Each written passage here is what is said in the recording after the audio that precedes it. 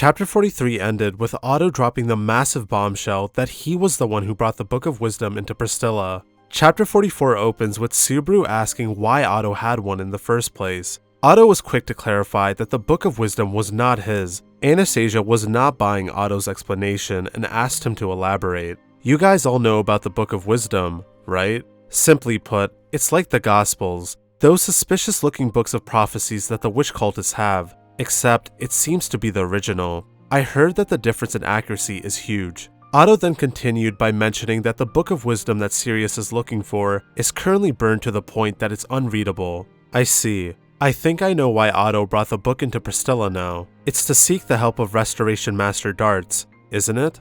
That's correct.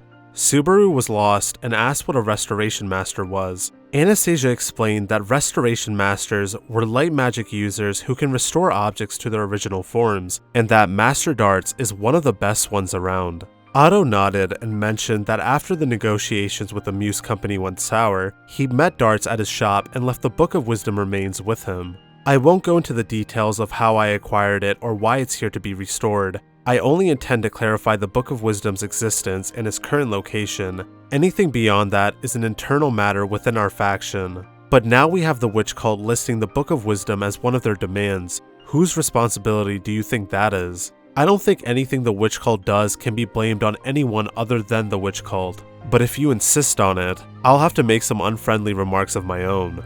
Julius quickly backed off and apologized for saying something so useless. Otto then looked at Subaru and mouthed, "Let's talk later." While that was happening, Reinhardt moved on to the next topic. Now that the Book of Wisdom's existence has been confirmed, we can't be so sure that the part about the artificial spirits is just delusional ramblings. Subaru whispered to Anastasia, asking if it was okay to tell everyone the truth. Anastasia sighed and took her scarf off before placing it on the table. No need to play possum anymore, Echidna. You can speak up now. In my case, rather than playing possum, wouldn't playing fox be more appropriate, Anna? Echidna stretched out her limbs and turned to greet everyone. Everyone was taken aback, but Julius and Ricardo were completely shocked. Hey miss, I don't know about that thing. What the hell is it? Sorry for hiding it from you, Ricardo. Julius too. This child would be the artificial spirit that we're talking about. Her name's Echidna, and she's been my partner in crime for a long time.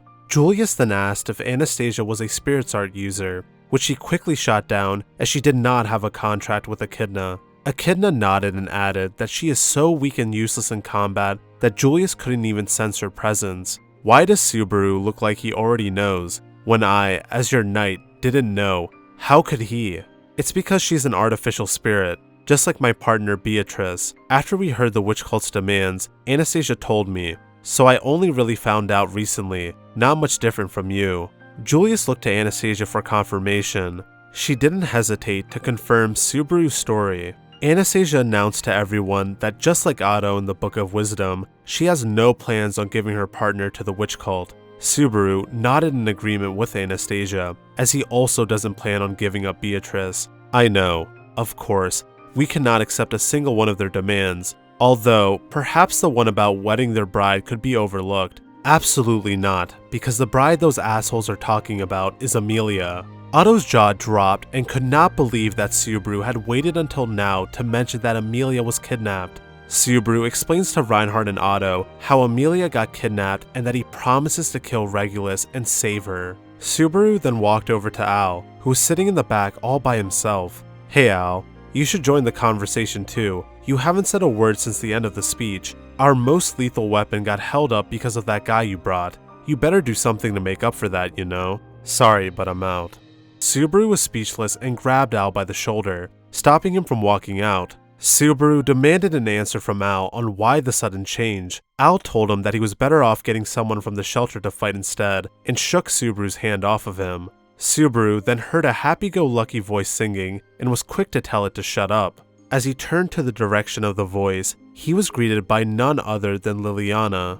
Subaru asked how she was able to get to the city hall unharmed, but was cut off. Naturally, isn't that for me to decide? Commoner. Looks like all the actors are gathered. It was good of you to Rabble to have gotten ready for the star to arrive. Be sure to keep it up in the future. Al was quick to run to Priscilla's side, happy to see that both she and Schult were safe. Pristella turned to everyone and gave them the honor of catching her up on everything that has happened so far. Al pleaded with Pristella to leave while they still can, but he was shot down immediately. Meanwhile, Subaru quickly asked Otto if he had a moment to talk. Otto nodded. Before the two left the conference room, Subaru asked Garfield to let them know when they were done catching up Pristella. Once they were alone, Subaru demanded to know why Otto was trying to restore the Book of Wisdom and how he got his hands on its remains. Otto explained that after the events of the sanctuary and talking to Rom, he went back to look for the remains. Subaru asked if Otto had found Roswell's Book of Wisdom.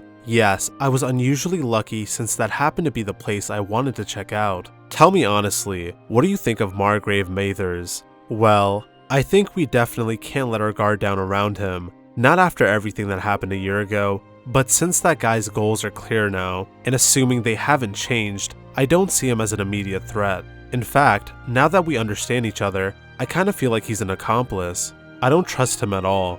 Otto was quick to call out Subaru and Amelia for being extremely naive and forgiving to someone like Roswell. Otto continues by mentioning that during the year he spent working with Roswell, he didn't get any signs of him planning anything malicious, but that isn't to say that he hasn't already planned things out in advance that they have no idea of. So given that Roswell follows the Book of Wisdom to a T and believes the future in it, looking into the book will give them a heads up of anything that he's planning and stop it in advance. Otto apologized for keeping this a secret from them, but mentioned that they have two main priorities right now: saving Amelia and protecting Master Darts. Otto and Subaru then made their way back to the conference room, but Subaru was stopped by Wilhelm. Wilhelm informed Subaru that Krush has asked to speak to him. Subaru hesitated due to getting yelled at by Ferris, but agreed to come. On their way to seeing Krush, Wilhelm revealed the identities of the two swordsmen working with the witch cult. The first was Adarm Kurgan, who was a former general of the Valachian Empire who died 10 years ago.